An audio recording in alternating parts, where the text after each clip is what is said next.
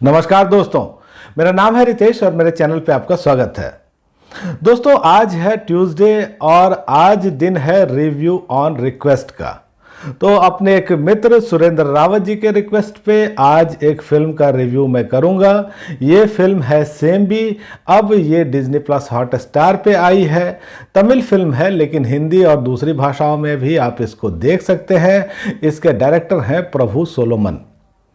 तो दोस्तों, रिव्यू की शुरुआत करने से पहले एक रिक्वेस्ट आपसे कि यदि आपने अब तक मेरे चैनल को सब्सक्राइब नहीं किया है तो जरूर ही कर लीजिएगा, क्योंकि वेब सीरीज और मूवीज के रिव्यू के साथ साथ आपको यहां मिलती है ओटीटी की दुनिया की हर जानकारी।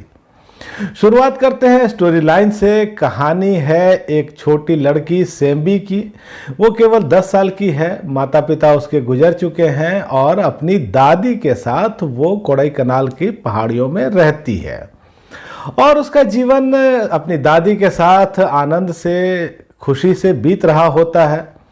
और ये लोग प्रकृति के साथ अपना जीवन जीते होते हैं। कभी वो अंडे चुन लेते हैं, कभी शहद निकाल करके या कभी दूसरी चीज़ें मार्केट में बेच करके उसी से अपना गुजारा चलाते हैं। तो एक दिन सेम्बी शहद लेकर के जा रही होती है बेचने, लेकिन वहाँ 3 दरिंदे घात लगाए बैठे रहते हैं। उस पर हमला करते हैं, उसको सेक्सुअली अब्यूज़ करते हैं, गैंगरेप उसके साथ करते हैं। और उसके बाद उसकी दादी न्याय की तलाश में निकलती है। तो फिर ये कहानी कैसे आगे बढ़ती है, क्या सेम्बी को इंसाफ मिलता है या नहीं मिलता है, उसके दर्द की क्या दवा होती है, यही आप इस फिल्म में देखते हैं। दोस्तों, इस फिल्म की कहानी वैसे तो अच्छी है, लेकिन बहुत सारी कमज़ोर चीज़ें भी इसमें दिखती हैं। देखिए, फिल्म की जो शुरुआत है वो बहुत अच्छे ढंग से होती है और सेम्बी और उसकी दादी की जो केमिस्ट्री है वो देखना बहुत ही प्यारा लगता है।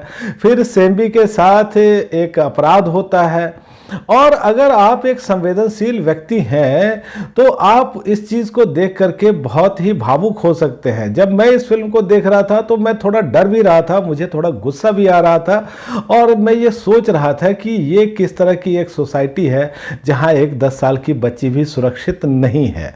फिर जो सेम्बी की दादी हैं, उनका कैरेक्टर बहुत ही मजबूती से हमारे सामने आता है। वो अपनी पोती को भी सहारा देती है, पोती के लिए लड़ाई भी लड़ती हैं। तो ये जो चीज़ें हैं ये काफ़ी अच्छी है, काफ़ी अच्छे ढंग से पेश की गई है और जो सेम्बी की दादी का कैरेक्टर है वो काफ़ी मजबूती से हमारे सामने आता है।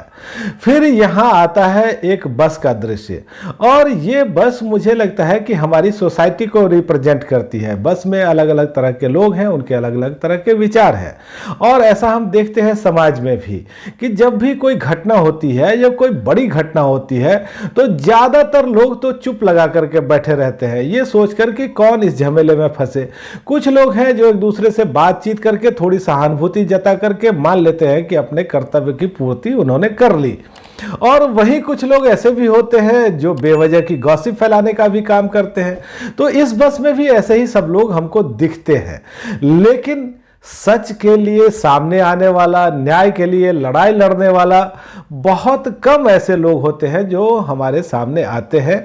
और यहाँ फिल्म में हम देखते हैं कि ऐसे कुछ लोग सामने आए हैं। तो दोस्तों, बस में जो फिर होता है वहाँ से ये फिल्म थोड़ी कमज़ोर पड़ने लगती है और यहाँ से चीज़ें वैसी हो जाती हैं जैसे कई फिल्मों में हमने देख रखी हैं कि एक सेवियर टाइप का, एक हीरो टाइप का आदमी सामने आ गया और उसने फिर लड़ाई की जिम्मेदारी अपने ऊपर ले ली। मुझे लगता है कि अगर सेम्बी की दादी को लेकर के कहानी को आगे बढ़ाते तो ये कहानी और भी मजबूत हो सकती थी। हमने देखा है एक बूढ़ी महिला को जो कि बहुत ही स्ट्रांग है, वो अपनी लड़ाई लड़ रही है, वो किसी के आगे झुक नहीं रही है और अचानक ये महिला अब थोड़ी सी बेबस हो गई है और लाचार सी दिखती है। तो ये देखना थोड़ा सा अटपटा है। इसके अलावा कुछ चीज़ें इस बस में हो रही हैं वो बहुत ही इलॉजिकल लगती हैं और ये भी लगता है कि ये फिल्म एक तरह से हमको टीच कर रही होती है पॉस्को एक्ट को लेकर के। लेकिन अगर आप फिल्म को देखें तो यहाँ समस्या ये नहीं है कि बहुत सारे लोगों को इस एक्ट के बारे में पता नहीं है। समस्या है सिस्टम की, समस्या है सिस्टम में करप्शन की। तो यहाँ ये जो टीचिंग है वो भी एक तरह से अलग ही लगती है, इस कहानी में घुली हुई सी नहीं लगती है। तो दोस्तों सेकेंड हाफ में ये फिल्म बहुत कमज़ोर हो जाती है, कुछ इलॉजिकल चीज़ें हमको दिखती हैं, लेकिन फिर भी ये फिल्म हम देखते रहते हैं और ठीक ठाक ही इसको देखना हमको लगता है। यदि परफॉर्मेंसेस के लेवल पे देखें तो ये फिल्म बहुत ही ज़बरदस्त है। यहाँ कोरबी सरला आपको दिखती है जो कि दादी की भूमिका में है, या अश्विन कुमार लक्ष्मीकंठन है, या दूसरे भी कलाकार हैं। छोटी बच्ची की भूमिका जिन्होंने निभाई है, मैं उनका नाम नहीं जानता, लेकिन बहुत गजब उन्होंने काम किया है। और दोस्तों तकनीकी तौर पे भी ये सीरीज़ काफ़ी अच्छी है। यहाँ आपको सिनेमेटोग्राफी अच्छी दिखती है, खास करके जो पहाड़ के ढलान वगैरह को कैप्चर किया गया है, और कुछ अच्छे लोकेशंस पे शूटिंग हमको दिखती है। जो कोडाईकनाल की खूबसूरती है, पहाड़ है, वादियाँ है, वो सब देख करके अच्छा लगता है। म्यूज़िक का डिपार्टमेंट भी ठीक ही कहा जा सकता है। बैकग्राउंड स्कोर कुछ जगहों पर बहुत ही प्रभावित करता है। और दोस्तों ये फिल्म मैंने देखी है हिंदी में, तो यहाँ हिंदी ट्रांसलेशन में कुछ कमियाँ जरूर खटकती है। जैसे यहाँ कहा जाता है कि सुप्रीम कोर्ट ने बुलाया है या सुप्रीम कोर्ट में पेश होना है, और हम देखते हैं कि ये जो मामला है वो जिला कोर्ट का है। तो शायद ये होना चाहिए कि ऊपरी अदालत से में पेश होना है या ऊपरी अदालत से समन आया है, लेकिन यहाँ सीधे उसको सुप्रीम कोर्ट बता दिया जाता है। तो ये थोड़ी चीज़ें हैं जो अटपटी लगती हैं। तो दोस्तों ये फिल्म है 2 घंटा 20 मिनट की, एक साफ सुथरी फिल्म आप कह सकते हैं।